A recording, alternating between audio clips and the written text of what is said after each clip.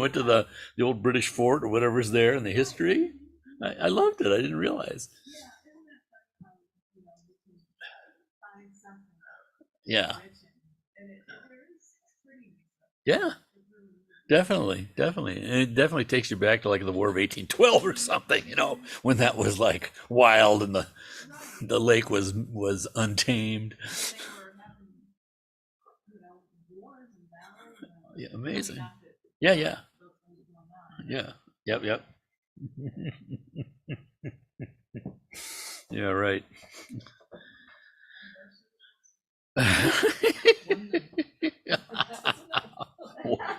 One night in Oswego. It sounds like a short story. Huh? It sounds like the beginning of something good. Or maybe some sort of horror movie. I don't know. No slamming Oswego, but just. No, I know.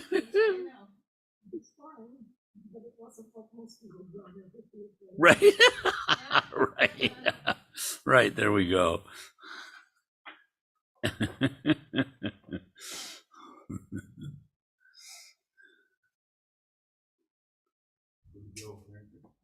Ready to go?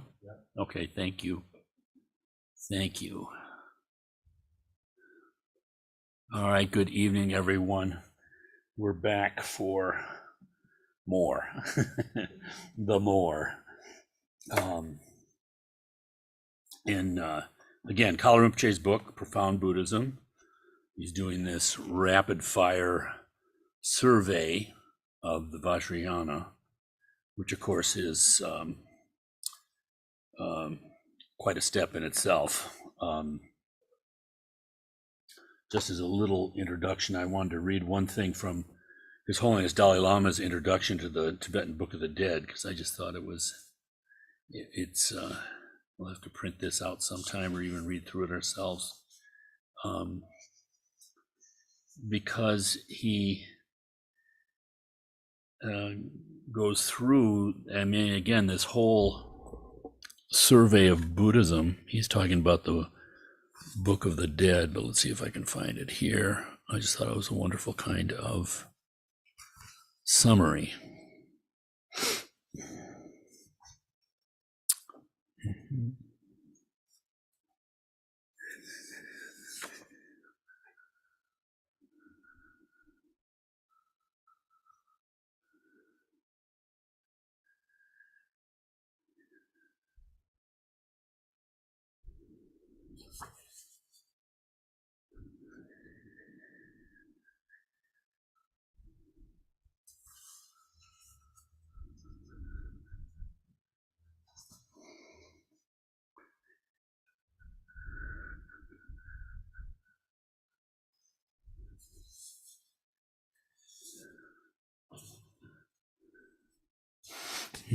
Forgive me, I should have marked it. Basically, I'll try to recall it.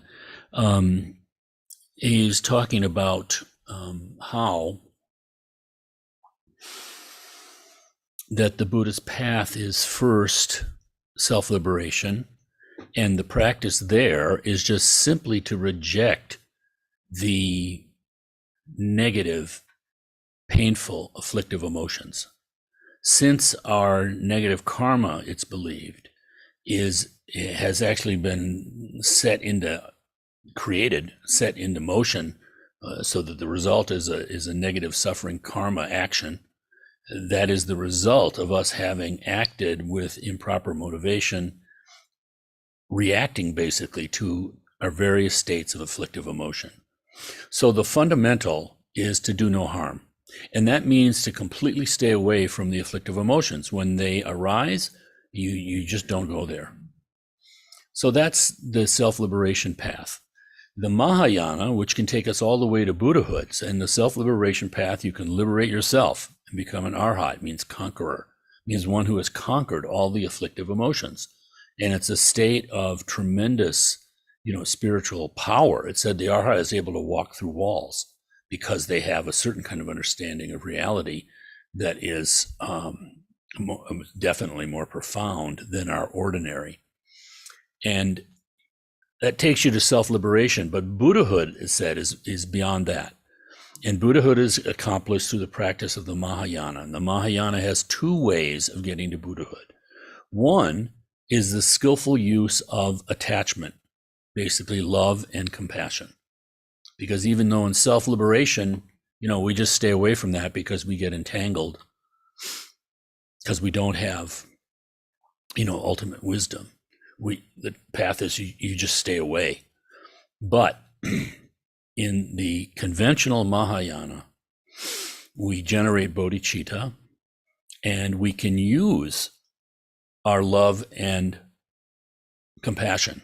So the attachment that we might feel to another being, it's not really attachment, but the concern, the love, we're broadening that, our natural kind of self-clinging to self and the people that we're close to, we're expanding that, you might say. But it uses the affliction of, if you want to put it in a very extreme way, love and compassion. The other Mahayana method is through the Tantra, which uses not only love and compassion, but can also use anger. And of course, this is why it's revealed to be so powerful, because the tremendous power of anger and the immediacy of anger. So this is what we've been talking about in this book. The Vajrayana, that special method of the Mahayana, does not skip over loving kindness and compassion. In fact, if you don't have an understanding, a training in loving kindness and compassion, the Tantra is dangerous because it just feeds the ego in kind of like supernatural kind of ways that you don't want. So it's grounded in that profound loving kindness and compassion, which in turn is grounded on this denial of the power of the afflictive emotions, that we just stay away from them. So once one can truly renounce the afflictive emotions, then you're able to begin to use them, at least in the conventional Mahayana, the loving kindness and compassion, because that's warm and embracing. There can be mistakes made there, of course, but they're like self-correcting. With the right motivation, they're self-correcting mistakes. You learn from your mistakes. You embraced someone too strongly and they reacted to your kind of seemingly control in there. And so, you learn from our mistakes. It says we fall down all the time on the Bodhisattva path, but we get up by, again, taking the vow to liberate all sentient beings. So we use the ground that we tripped on in order to push ourselves up. And then we take the vow to attain Buddhahood too. So, it's this fail-safe process, but long path. It said the Vajrayana, rather, because it uses these extraordinary energies, internal energies that we have, which are dangerous, but can be harnessed. And that's why all these different, samayas, empowerment, teachings, all the activities, everything. So that's what we've been doing in this book. We've been going through Kalu Rinpoche's sort of summary of the Vajrayana, and it's obviously of necessity very brief. But now we're on page 159, and I wanted to read one other thing too. Forgive me for taking these asides.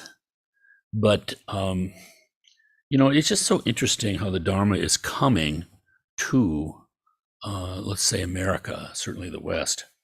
The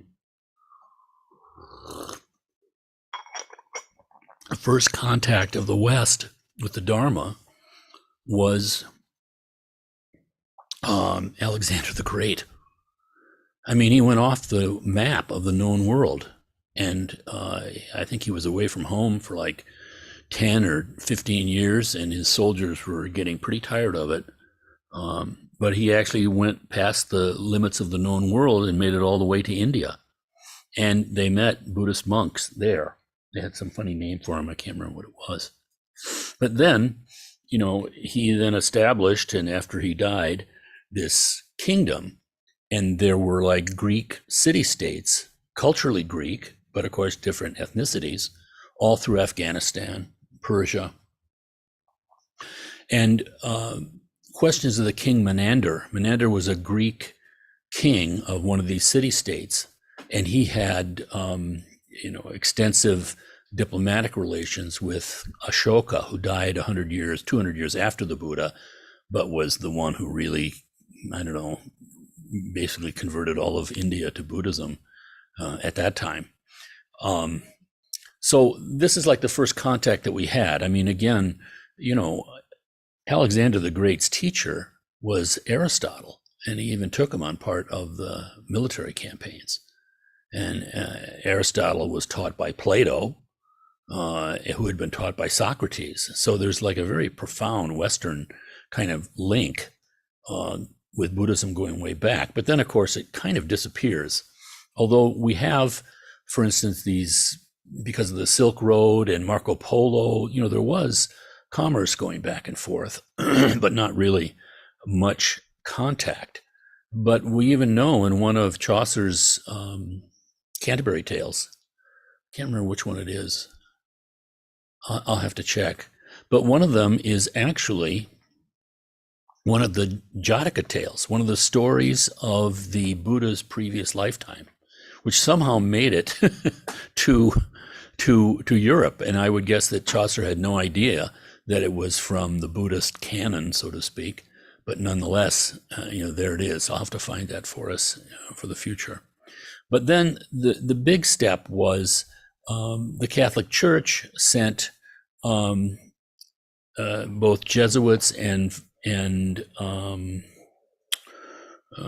Dominican monks to India, and some of them made it to Tibet. This is like in the can't remember for sure, but I think like even the 1400s. Is very old, and there's some fascinating things there, because the Scottish philosopher David Hume, his teachings are sort of tending towards emptiness. And it turns out that David Hume, some scholar has discovered, spent time in a monastery college in southern France, where this monk, this Dominican who had been in Lhasa for something like 13 years, was living at the same time. And the Dominicans, I can't remember which way it worked. There's some big political battle within the Catholic Church, and the Dominicans got kicked out, and that's when the Jesuits went in, or somebody else, I can't remember. And I may have it reversed as far as what particular order they were. But nonetheless, there was probably some influence, Buddhistic influence, at that time too. But the big thing was Sir William Jones.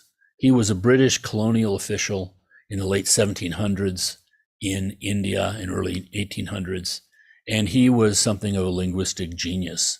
And he was the one who learned Sanskrit and started translating the first Buddhist sutras. And he was the one who started this idea, because he noticed certain cognates between English and other Romance language and Sanskrit. He was the one that started this idea that Sanskrit was like the root language of all these European languages. So a very interesting man. But these first translations that came in, there were more from the French for some reason than the English. And it was some of these French translations of Buddhist sutras that Emerson and Thoreau read. And that was kind of the introduction in America to Buddhist thought, the Transcendentalists.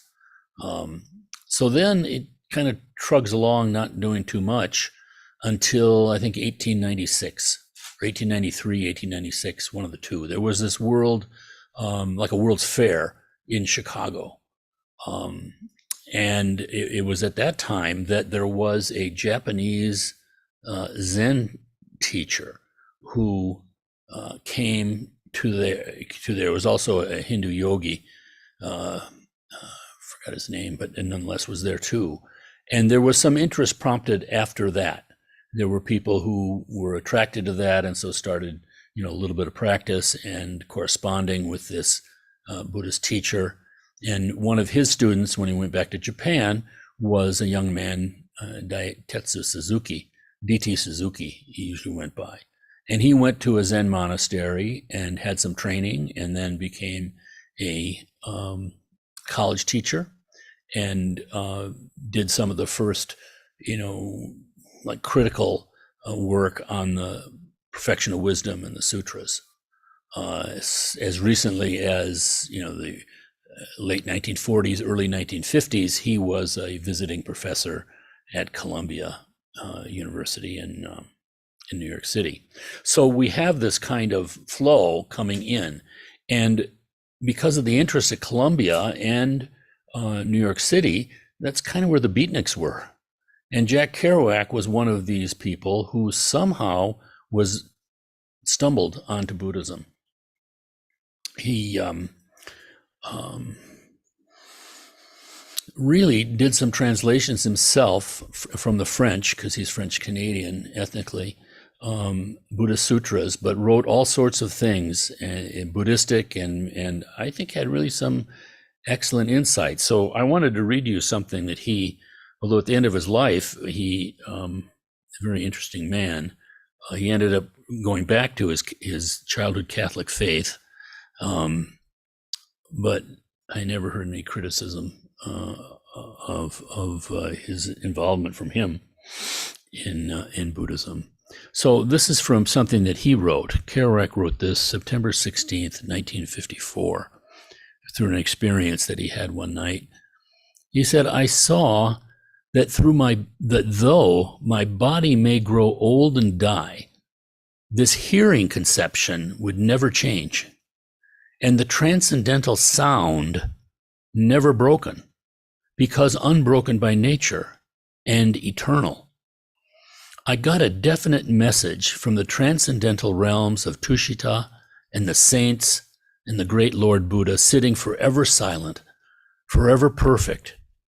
Also, I realized that the sound, because it had no beginning, had no end, therefore no time, that it was the actual mysterious sound of the void I heard, the voice of the void, the noise of holy emptiness, the echo of nirvana, the report of the great truth cloud, the inner musing of mind essence, the blessed voices of all the Tathagatas to me singing." It struck me about that because I was one who was extremely skeptical of mantra, thinking of mantra and any kind of practice like that as being somehow, lesser than whatever kind of concept I had going on. And yet you can find yourself in the situation because of just, being attracted to the Dharma and finding with the people you find yourself surrounded by, or certainly through contact with a great teacher who says, well, I'm having this kind of a retreat. Why don't you come? And you don't even know what you're doing, but you go, and there's just like hours and hours and hours and hours of mantra. And so your idea that this is somehow clinging idea, which is just a form of self-grasping, try to, making yourself special, gets worn away. And you can experience like this. You can experience the timelessness of the Lama's voice, the timelessness of the mantra. And it might happen, just for a moment after like 20 years of, like Lama Tarchin said, I'm the kind of practitioner, he said, who jabbers like a parrot. And instead of being in a cave and meditating, I hibernate like a bear. He says, I am the king of samsara. But nonetheless, I wanted to read this verse because I think Jack Kerouac had a very sincere and valid sort of intersection and involvement in this kind of unstructured Buddhism of the time. I mean, he didn't have teachers or anything. It was just simply trying to figure it out yourself. And again, reading from sutras, not an easy thing. Okay. So we'll get into Kalu Rinpoche now.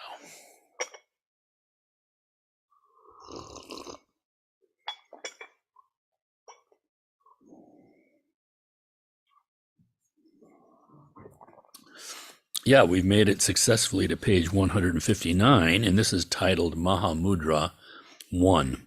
So Mahamudra He's going to talk about the etymology of it first.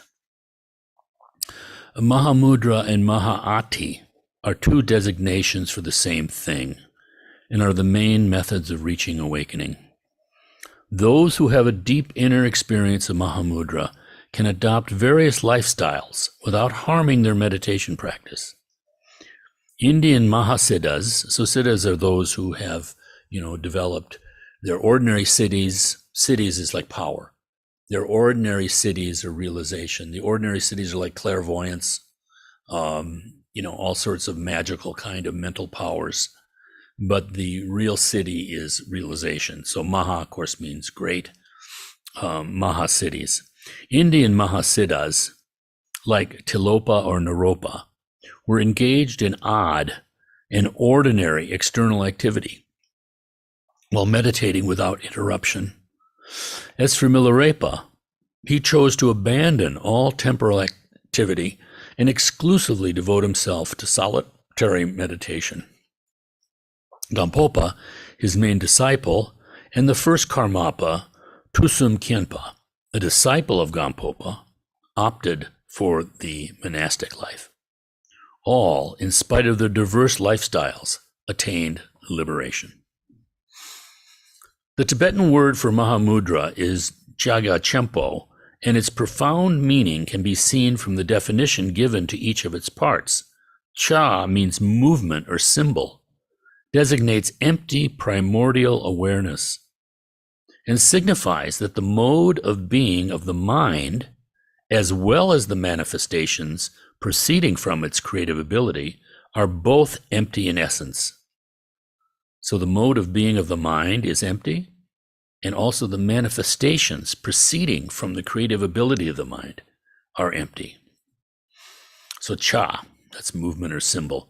Gya means vast and indicates that nothing exists beyond this empty primordial awareness. When one has realized what emptiness is, one understands that there is no phenomenon in the cycle of existence or of nirvana, the state of liberation, which is not empty. There is nothing beyond this empty awareness. So that's Gya. So Cha, Gya, Chenpo. Chenpo means great and refers to that realization as the highest attainment. In Mahamudra, all the teachings of the Buddha are achieved. And this is why it is also called Mahaati, which means great achievement. The degrees of maturity. In fact, there are two types of Mahamudra, that of the sutras and that of the tantras. They are slightly different in their presentation and method of meditation, but join each other in the same final realization.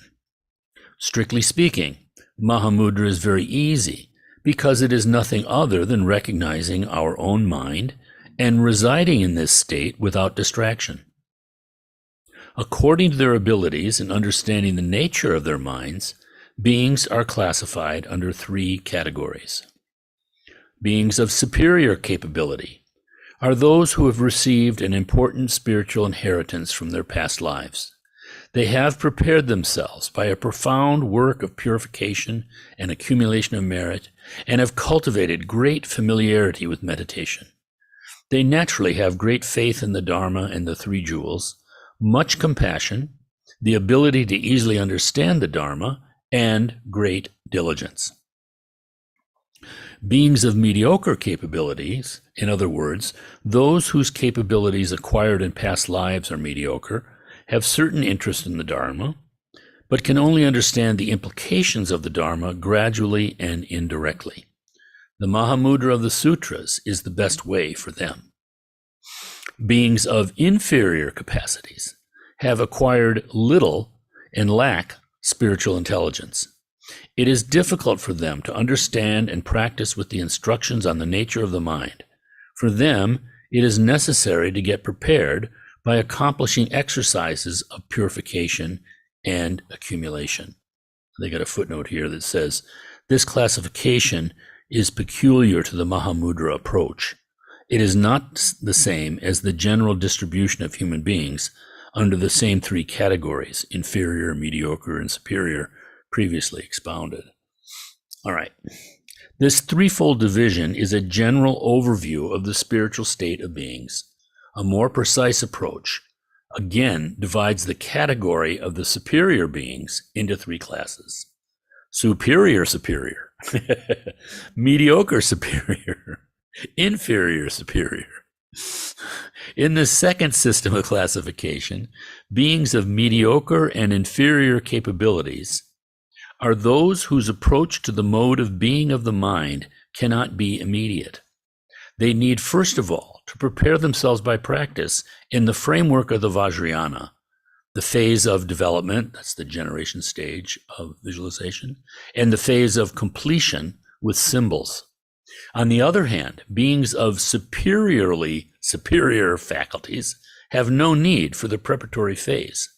As soon as they receive instructions on the nature of the mind, these beings fully understand their meaning and can apply them immediately. They are extremely rare individuals. Certainly they exist, but are very few. And, the examples that we have from stories and the tradition and all of that is that even great figures in Tibetan Buddhism, there are great figures who are not the superior types. So it's very rare. This is more like Hui Neng, the sixth patriarch of Chinese Shan Buddhism, who, spontaneously hearing a monk chanting the Diamond Sutra, suddenly, full enlightenment like that. So you can see even Milarepa, this great example, he had to work very hard. Now, how Milarepa misunderstood the Mahā'ati. Sometimes people incorrectly understand Vajrayana in general and Mahamudra in particular. They believe that a certain theoretical knowledge with a semblance of practice is sufficient. Authentic practice is, of course, indispensable. Milarepa himself, in the beginning of his spiritual career, held this erroneous belief. In his childhood, he had to confront adversity because his family had been ruined and almost reduced to servitude. To take revenge, and following the advice of his mother, he used black magic, killing several people by collapsing a house and destroying animals with a violent hailstorm, motivated by the intention of devastating the harvests. However, he was quickly struck by remorse and fear of rebirth into hell. He went in search of a lama called Laga and introduced himself. This is Milarepa speaking. I have committed extremely serious negative acts. Unless I attain awakening in this very life, it is sure that I will be reborn into hell. I beg you, give me instructions allowing me to quickly reach awakening. I will give them to you, replied the Lama. Your faults are serious, but have no fear, because I have the instructions of Mahā'ati and will transmit them to you. Mahā'ati is powerful. If one practices it during the day, one becomes Buddha during the day. If one practices it at night, one becomes Buddha in the night. For one who has good karmic foundation, awakening will be reached without any need to meditate. Such is the depth of these instructions. Unquote. Milarepa received the instructions. He was relieved and happy. Quote, I certainly have a good karmic foundation as referred to by the Lama, he thought. Otherwise, I would not have met such a master and received such profound teachings. I have no need to meditate. And he did nothing. Wishing to evaluate the progress of his new disciples, the Lama asked Milarepa to visit him. He quickly understood that Milarepa had gone off the track. I was mistaken in you, the Lama observed. My teachings are not for you, and I can do nothing to help you. You were right. Your faults are extremely serious, but do not despair. In the region of the southern cliffs lives Marpa the translator. He holds deep and secret teachings and will be able to give you instructions for awakening in this very life. Milarepa went to Marpa. Marpa saw that, to purify Milarepa of his misdeeds, it was necessary to impose severe hardships on him. Only later would he give Milarepa instructions on the practice of the 6 dharmas of Naropa and Mahamudra. Milarepa isolated himself in a small cave behind Marpa's house and later resided in other caves and hermitages. After many years of meditation, he finally reached awakening. It is impossible to practice Mahamudra without knowing the mind. This knowledge is not a simple theoretical acquisition received from a master, but an inner discovery gained by a gradual approach. First of all, the disciple has to practice exercises of mental calming, in Tibetan shine, in Sanskrit shamatha. Then the master introduces the disciple to knowledge of the mind and makes him or her follow different modes of investigation. Most often, two types of methods relying on few questions are followed. Where does a thought come from? Where does it dwell? Where does it go? What is the mind at rest? What is the mind in movement? What is the mind recognizing, resting, and moving? Unquote. When the ocean is calm and smooth, one can see the sun, moon, and stars reflected on its surface, while wind and waves prevent one from seeing anything. The mind is usually agitated by a crowding of thoughts and conflicting emotions. This is why its true nature cannot be seen. To dissipate the agitation, it is necessary to first practice mental calming. Only after that, one can discover the real nature of the mind by means of investigation, technically called superior vision, Tibetan Laktong, Sanskrit Vipassana, naturally opening up to Mahamudra. This progressive approach was made possible in a traditional context. It is no longer always possible. This is why it is sometimes necessary to give, from the very beginning, a theoretical overview of the nature of the mind. So traditionally, people were not given this theoretical sort of understanding or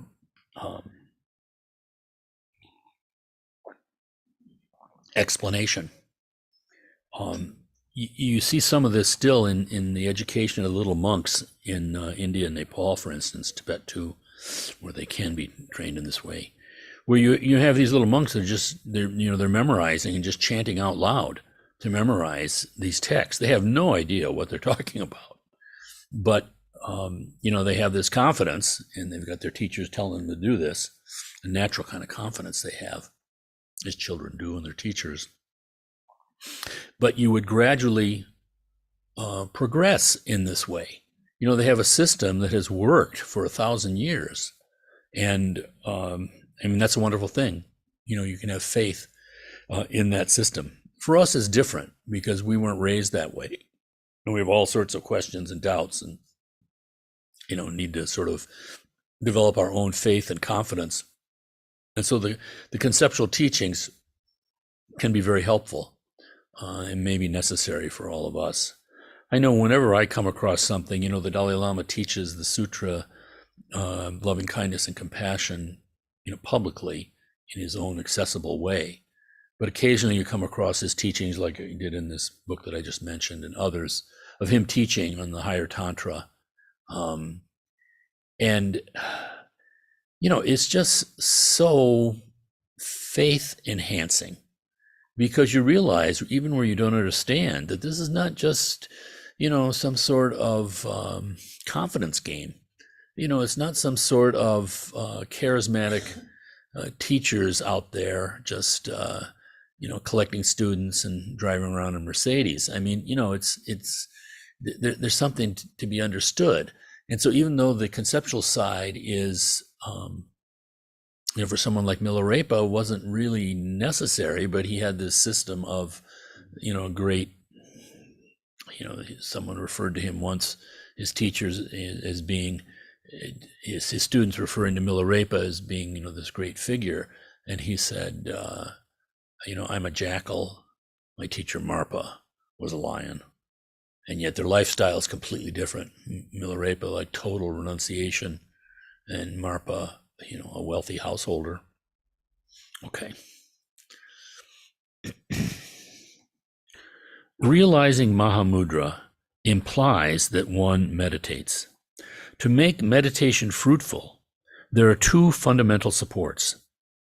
The Buddha referred to these supports when he said that realization of inherent primordial awareness depends on accumulation and purification, and on the blessing of the Lama. It is by accumulation, purification, and through faith and devotion that sudden realization takes place. And this is so critical, because this is the kind of thing that can give you confidence. They say there are 3 paths to enlightenment, but 2 of them are really the same thing. This accumulation of merit and the purification of our obscurations. And then the second way, or the third, depending on how you're counting, is, the direct transmission, the blessings of the Lama. This practice, these direct blessings, is something that exists in, the Vajrayana. It doesn't exist as far as a body of teachings in other Buddhist traditions. And truly, when we practice the Tantra, we're combining all of this together. Because when we're doing the visualization, so again, the visualization practices, many different kind of levels of visualization, you might say, but now I'm talking about in the Kagyu, what's called the highest yoga tantra. There's the generation of ourselves as a Buddha, and then the dissolution of ourselves just to the Buddha mind. So this contains everything. This is why these practices are said to be, even though you're lucky if you do, but for many of us, we don't have a kind of a natural faith in this kind of practice, and it seems artificial even, or who knows what. But nonetheless, the accumulation of merit is any kind of the mind abiding in virtue, basically. These are all just, virtues are just manifestations of the great loving kindness and compassion of the Buddha's mind. But nonetheless, when we visualize ourselves as a Buddha, that very form is a manifestation of Buddha mind. So its mind is the great mind of loving kindness and compassion. So we're gaining merit just simply by being in that form. And then all the tremendous virtues and offerings that we do, these sadhanas are like a concert, so many different movements going on within them where you're making tremendous offerings. So that's the gaining of merit too. Again, we're abiding in virtue, which is Buddha's mind. So you have that. And then you have purification. What is purification? Well, purification basically is abiding in Buddha's mind in the midst of the obscurations. And so it's experienced by us as some sort of purification because it's not blissful. Although you do have the good feeling, it's like after you pay off a debt, you kind of feel good because the debt's gone, even though the process itself was kind of painful. At the end, it's the same thing, this nature of the mind. So when we're exercising the energy, the disciplines to visualize ourselves, all the things where I don't see the deity clearly, so I'm working on that, all of that effort, that is simultaneously the acquisition of merit, but it's also purification where there's any kind of effort necessary. And you might say sacrifice or dedication or, continual sustained effort. So we're doing that. But at the same time, we're taught that that form that we're visualizing is our own Lama. So there's this natural devotion. Now, how does that take place? Well, in this, again, these different movements of the symphony, it starts out with just the essence of our mind, the seed syllable of that particular Buddha, whatever it is. And, we do that mantra, Om Svabhava Shuddha Sarvadharma Shuddha Hang. We drop up all attachment to ordinary appearances. So there's a moment of freedom, of vastness, almost like deep sleep, but then coming out of that, everything can come out of that, all awareness. So this seed syllable that we do, we visualize ourselves as that comes out of that emptiness. and then tremendous light coming from the seed syllable to all the Buddhas as much as we can imagine, light coming back, their blessings. And then the light goes out again to all the sentient beings. It's as vast as you can imagine. Then that light comes back to the seed syllable, which is you, and you instantly transform into that Buddha. So this is the generation phase of practice. Then we're doing all sorts of offerings, because that's called the samaya being, the commitment being. But these practices are so skillful, because you can do that, and yet you're taught that, I have Buddha nature, I am a Buddha. And yet, of course, we have this little natural mind that comes up like, well, I'm just pretending. So how do they counteract that? The purification of that is, okay, we're going to have another Buddha, and we can pretend that's the real Buddha. So in our practices, we as the Samaya Buddha, we as the commitment Buddha, we're making offerings, we're requesting the real Buddha, so to speak, to appear, and he or she does in the same form. And then we go through this ritual, za, hung, bam, ho, where we're hooking, and I can't remember what all these things resemble anymore, but you're roping the Buddha, and you unify. And so this gives you enough confidence now that, well, I've unified with the real Buddha, so even though I don't feel like I'm the real Buddha, I am the real Buddha. It's easier to believe. This is so skillful. This is all this elaborate generation practice. And of course, the more that, you can visualize, but the big thing is the Vajra pride, is feeling that I am Buddha, that this is not just some sort of trick. But then the other part of the visualization is the knowledge, the knowledge of what all these symbols mean. But again, basically loving kindness and compassion.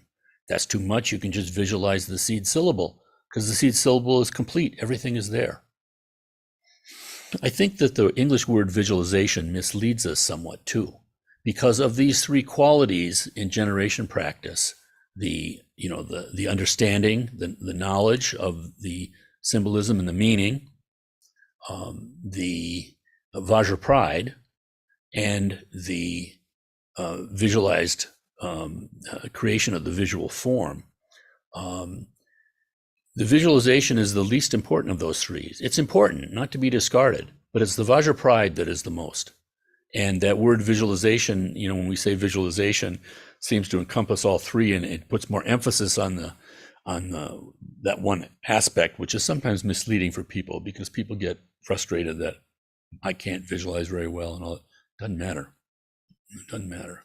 So, because we can think that our root teacher is that Buddha that we are merging with, that is Guru Yoga, blending your mind with the mind of the teacher. Of course, you can do that without visualization, but yet these steps are very, very important, very, very helpful, very, very easy, because we're dealing with form. And as it is right now, running around in samsara like we do, we're just like totally attached to form. And the world seems to exist to us in form, so much so that, it's kind of materialistic type of existence. So using these subtle forms generated by the mind itself has a certain kind of freedom, and therefore something that we can work with. Of course, it's tricky, because that freedom is that you can run off in all sorts of directions. But that in its place is the shamatha meditation, which is included in this too. Because whatever shamatha is, having an object to kind of anchor your mind on. And it can be just the visualized, an actual stone. It can be actually a concept that you're just thinking deeply on. It can be the mantra. It can be your breath. It can be counting the breath. But it can also be a visualized form. And that's a little tricky too, because, there's nothing there. There's less to hold on to, just that subtle form. But of course, that's very skillful in its own right, because you have so many different aspects of the form that it's all a sacred object of meditation. So if you're having trouble with, the crown of the deity, you can go to the hand implement. You can go to the lotus throne. You can go to the moon disc sitting on or the jewelry or the clothing or other aspects of creatures in the mandala, other beings in the mandala. So it actually is a way to sort of fight that boredom aspect that can be really, really difficult in meditation. Instead, there's always something to involve yourself with, and they're all sacred objects of meditation. And so your focus on that is the shamatha, the completion, the rather calming aspect. So what is the whole path of Buddhism for every single tradition? It's none other than shamatha, calming the mind, and then vipassana, insight into the nature of the mind. Well, vipassana in the visualization practice is the vividness of the deity, the vividness of your feeling of, I can be telling myself, yes, I'm a Buddha, I'm a Buddha, I'm Buddha. But of course, I'm telling myself that because I don't really believe it. But there can be a moment when you maybe do believe it, or stop disbelieving it, or stop even wrestling with it. And so these moments of vividness are the vipassana. So there's shamatha and vipassana practiced together. And this is one reason why the Tantra is said to be so powerful. But of course, a lot to maybe understand. But the mind of the deity is, when we first practice, this great mind of loving kindness and compassion. We know that. And then, obviously, it's the mind of Mahamudra. It's the ultimate realization. So when we dissolve the deity in the practice, and there's different ways of doing that, again, very skillful, when it completely dissolves, we're like back to the beginning where we just dropped our attachment to ordinary appearances. But now, we have this effulgent, powerful mind, just limpid and clear, but completely knowing and completely vast. And we rest in that for a while and then reappear as the deity. So that's the practice of pure vision. We go around during the day and we consider all beings as Buddhas or Bodhisattvas, all sound as being mantra, the time as being timeless. The teachings that we're doing, the timeless Vajrayana, and that's the other one, the time as being timeless and eternal. This is the practice of bodhicitta, but in the pure vision way, with these 5 excellences they're called. At any rate, that's a lot of kind of talk from me, but it's because of this statement here that this gradual path of the accumulation of merit, purification of obstacles, and the direct blessings, the mind of the Lama to the student. That's Mahamudra. And that's what you're actually practicing in the generation and completion stage of the Tantra, just using different methods. In the Drikkan Kagyu, our school, it's said that there are 2 Mahamudras. There is the formless Mahamudra, which is what they're describing here, abiding in the nature of the mind and dissolving, not being distracted. That's all there is to it. That's the formless Mahamudra. But then the other is the form Mahamudra, which is also called the 6 yogas, or he's calling it the 6 dharmas of Naropa. And that is where these different states that we can find ourselves in as sentient beings. See if I can get all 6 of them. One is the ordinary waking state, the special yoga, the special practice of Naropa for that is a tumo, generating the heat, psychic heat in the body. The heat is a byproduct. It's the meditation itself that you want to do, but that's said what you can practice. That's what Milarepa practiced in our ordinary waking state. But then there's dream yoga. So when we're asleep, we're kind of in a different place. And there's dream yoga that can be practiced. That is also one of the form Mahamudras. And then at the moment of death, we can practice Poa, the transference of our consciousness from our ordinary kind of way directly to Buddha Amitabha's Pure Land, or to full enlightenment. And then there's the clear light, which can be practiced at the moment after death, there's a period of unconsciousness, but then the clear light arises. It can be a direct realization, it's very much like Mahamudra. And then there's the bardo in between dying and being reborn. There's the bardo body that you can practice. It's similar to dream yoga, it's said, where you have an illusory body, seems very real to you, but you can practice in that way too, and there's some real advantages. And then the sixth one, I can never remember, it's called the illusory body. No, it's the body that exists in meditation. So when we meditate like this and we're visualizing Tara, Vajrayogini, or Vajrakalaya, Yamantaka, whatever, that's called the illusory body. So those are different kind of mental states that we find ourselves in the full cycle of existence. And there's a way that you can practice Mahamudra with form at any one of those. So this is just like tremendously vast skillfulness. Sometimes I just find myself just so amazed, it's like reading quantum physics or something. It's so developed, and it's not just ideas. I mean, this is from men and women who practice this over centuries. I mean, truly, truly amazing. Where are we? Maybe this is a good spot to stop because we're at page 165, and that'll be Mahamudra 2 for next time.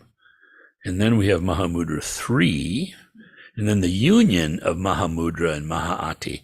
And so Mahaati, that's the Sanskrit for Dzogchen.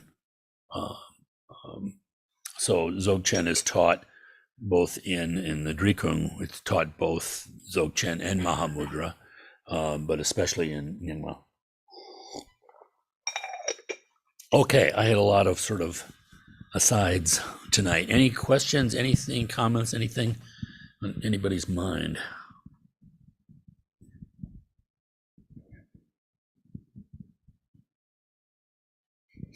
Dave, for you on Zoom, Dave is just sticking the microphone in people's face. Man on the street interview, yeah. So like they teach you in law school and you're like asking questions, the wrong kind of questioning. You don't want to do a question that assumes the answer. So just exactly how did you beat your wife? Instead of did you beat your wife?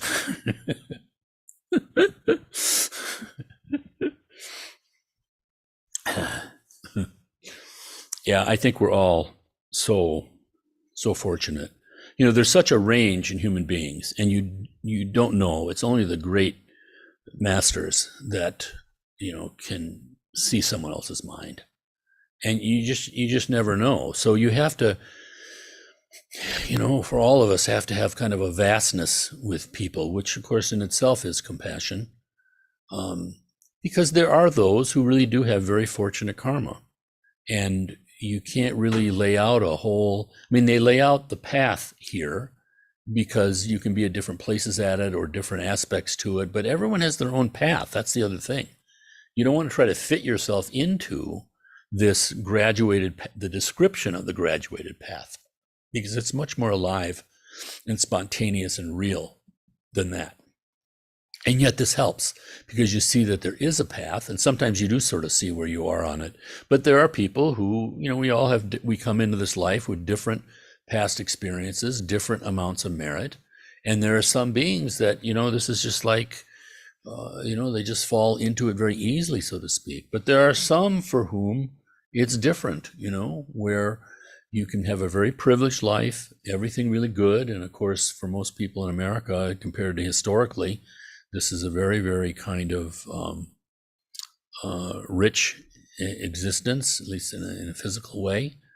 And yet you can have everything seemingly going for you, and yet can almost be in despair. We see so much mental illness in our country. I'm sure there are various reasons for that, but nonetheless, in that despair, for whatever reason, there's some sort of positive merit. And you come across the Dharma, it's like being in a cave, but you just see a little flickering light out there. There's one dot of light. And of course, it becomes very natural out of one's desperation. And because there's no other choice, you walk towards it. The Dharma will never let you down. I mean, the more you walk toward it, the light gets brighter and brighter, and more of your mind is illumined. And it's this continuous kind of testing, you might say, but not in a snarky way, just in a natural kind of learning way, the way a child learns, falling down, picking themselves up, saying all the words wrong, and yet eventually they learn. And so for us too, it's extremely fortunate, what's happened to all of us to even have any contact with this at all. Shantideva says, I don't know if you've been to, when we were in Nepal, we actually saw what he was talking about.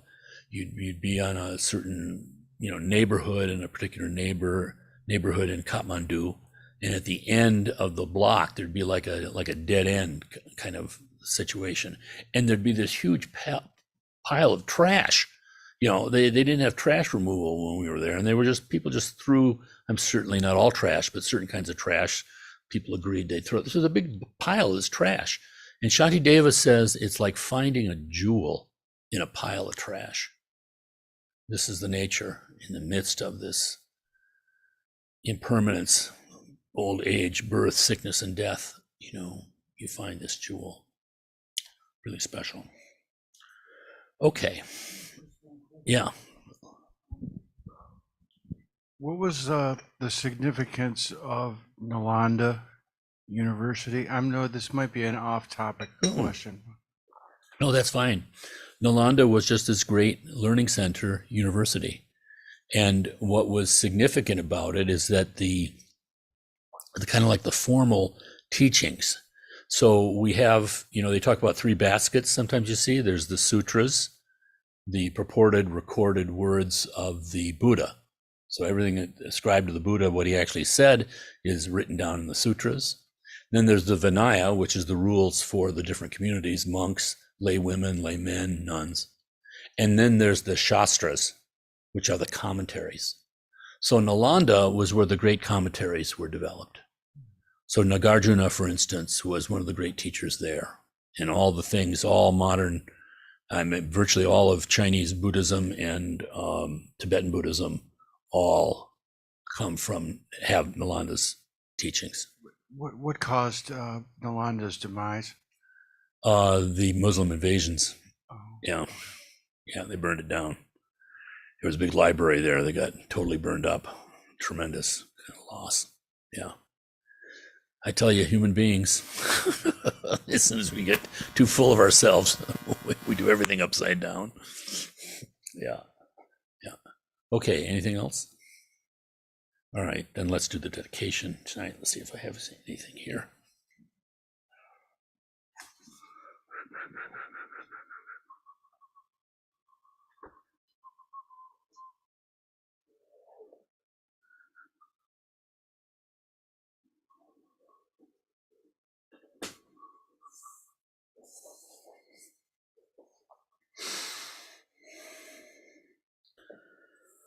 May the element of space not arise as a hostile force.